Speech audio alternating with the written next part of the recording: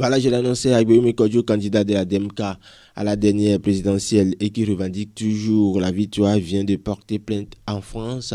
Une plainte est déposée au tribunal de Paris contre RFI, les journalistes Pierre Frisson et leurs commanditaires pour diffusion de faux messages de félicitations de la France, de l'Allemagne et de la Commission de l'Union européenne. Agbeoumi Messan Kodjo, président du MPDD. Nous avons déposé une plainte contre RFI, contre Pierre Frisson et ses complices et leurs commanditaires pour avoir diffusé de fausses nouvelles et qui ont plombé, si vous voulez, le mouvement de revendication de la victoire de la DMK. Nous considérons que celui qui est assis dans le fauteuil là, il sait lui-même qu'il n'a pas gagné. Et face à l'affront, on fait fabriquer donc dans les officines de l'OME2, de faux messages de félicitations venant de Macron, du président allemand et de l'Union européenne. C'est faux. Et donc, la meilleure façon de prouver donc aux yeux du monde que celui qui est assis là, que c'est un imposteur, c'est de démontrer donc à la face du monde que Pierre Frisson et toute sa bande sont des faussaires. Ils ont contribué à asseoir, je dirais,